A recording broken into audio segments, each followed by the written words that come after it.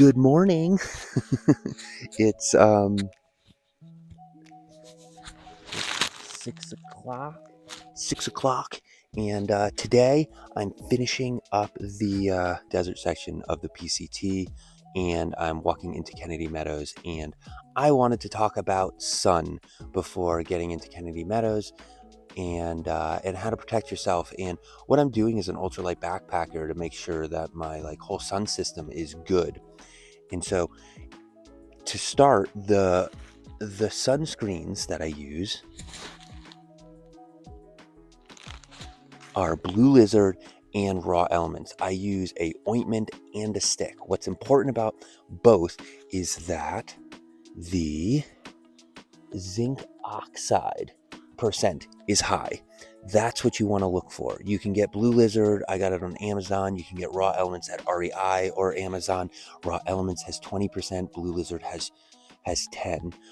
Zinc oxide protects you from, I think it's UVA and UVB. One of them ages your skin, but not necessarily going to burn if you get damage from that kind of UV. The other one burns you, and the titanium that comes in like the banana sports or whatever doesn't protect you from the aging part of that. And something else that I do that's a little bit different, a lot of the YouTube creators are saying just get the stick, because you don't want to be rubbing your face with your dirty hands every single day. The problem is that with the stick, in the morning it's too hard, and at night it's too hard, and in the middle of the day it essentially just turns into ointment anyway when it's too hot.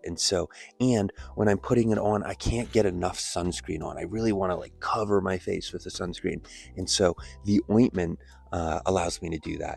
And it's heavier, but it really is important to protect yourself from the sun.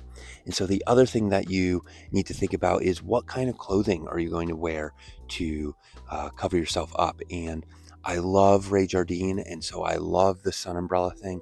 I've just used it before, and I just find that I'm carrying it more than I use it. And there's too many things that will make it so that it doesn't work, like the rail is too narrow, or that there's too much wind. And so I've gotten rid of the sun umbrella. I don't really use that. A consideration for your legs. I've seen 2 people get sun poisoning because their legs had never seen the sun during their normal day, and then they come out onto the PCT into wearing shorts.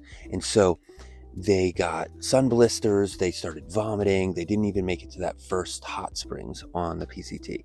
So if your legs have not seen sun, make sure you cover up, especially during the hottest part of the day. That's going to really suck, but you don't want to have to get off trail because you just wore shorts and burned the crap out of your legs. The next thing to consider is the sun shirt. And you can either get, I think, a Sunday afternoon's hat, which really comes down and covers your back and your whole face, or you can get a sun hoodie. To be totally honest, the sun hat breathes better and probably is the better option. But for vanity's sake, most people, and me as well, have picked a sun hoodie. My favorite one is the 680, which is a snowboarding brand. The reason that I like it is that the fabric, even though it's really thick, it wicks really well.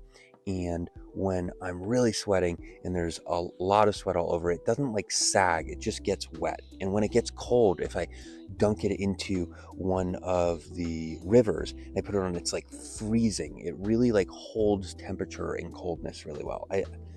Maybe all sun shirts do that, but this one certainly does as well.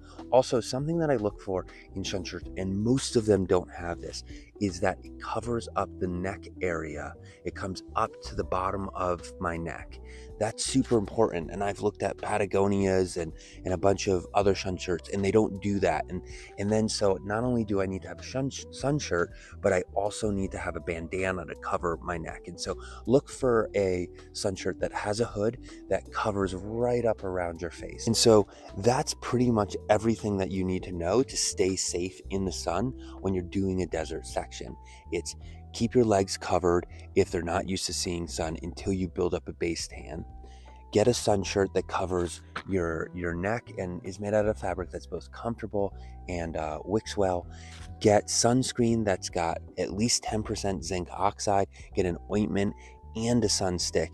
And then after that, you can you don't have to be anxious about getting burned the crap of. Just put sunscreen on every 2 hours and you'll be good. So there's a little video. I just wanted to start going over sort of the elements and how to deal with elements while you're backpacking, and so that you have an idea of what a super ultralight backpacker does around these elements so that they stay safe.